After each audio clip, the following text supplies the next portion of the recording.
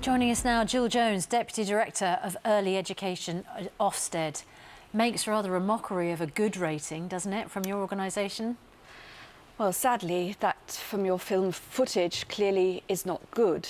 And that was why, as soon as we found out that the nursery had, we were notified by the nursery owner that you had been in and done an undercover filming operation. And she rang us to find out what to do. We immediately went out to look at the setting because clearly we were worried, and what we found at the setting led to the owner to resign her Right, but I mean, this only came to your attention because of us, and there are a catalogue of incidents we put there in other places which have got outstanding or good ratings from Ofsted, and when you start reading them out, you're like, well, hang on, you know, it's a bit like a Michelin star food rating. You know, I check a restaurant's rating, and if it says outstanding, I know I'm going to have a good meal. Except it seems like Ofsted, children's safety. Right, but it seems like Ofsted's rating in these cases is just, you know, completely laughable. How do you respond to the list of stuff that we cited there? Well, clearly, when we make a judgment about a setting, we make it the time that we go in. So the time is relevant. And we go into a setting routinely, once every 4 years. If we are notified about an incident, we go in more often than that. So it's really important that parents are vigilant as well as Ofsted. Ofsted is part of a system, but the system relies on managers notifying us if things go wrong.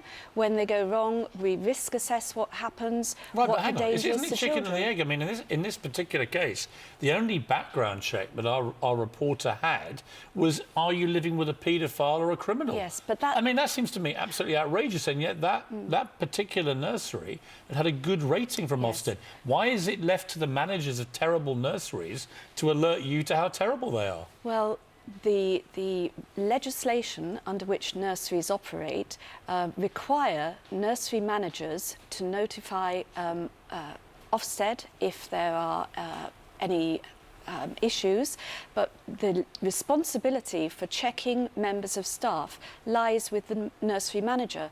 What is Ofsted's demand when it comes to checking members of staff? What are the requirements? Because the two questions, as Piers said, one was you don't live with a paedophile or someone who's really been in prison. That was a question asked to somebody about to work in a nursery.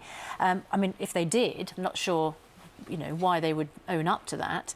And the second question was, do you have any experience with children? I mean, what would Ofsted expect a nursery to be asking, and how can you enforce it?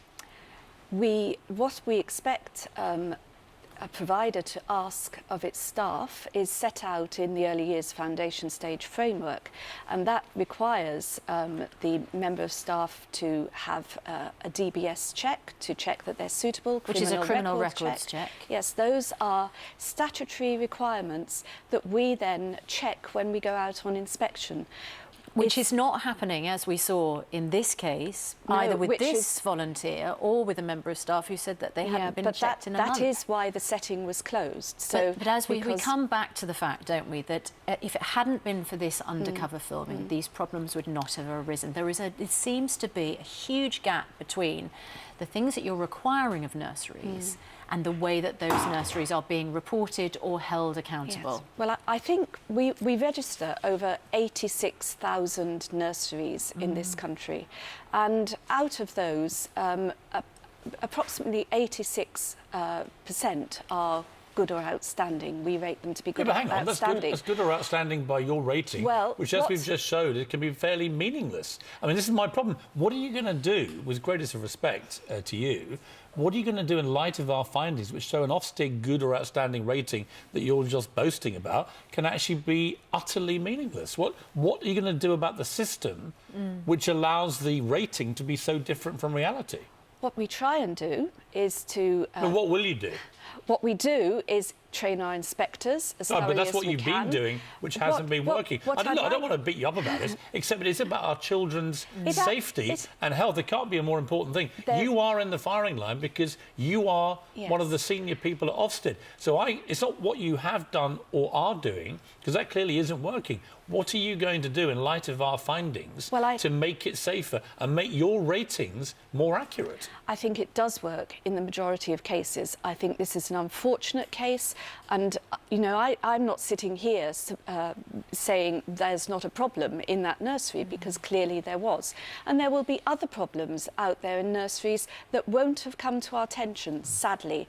And what I would like is, as a parent myself, I looked very closely at the provision I put my own children in.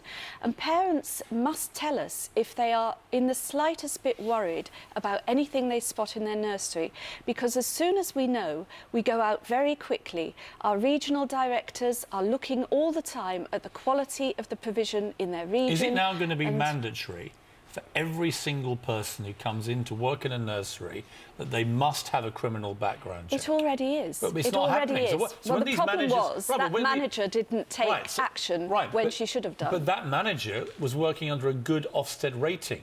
So what do you do about these managers out there that you've told everybody are good and running a good institution, who are simply not even doing the most basic checks? At the time when we inspected that institution, we would have checked to ensure that the manager had taken proper action.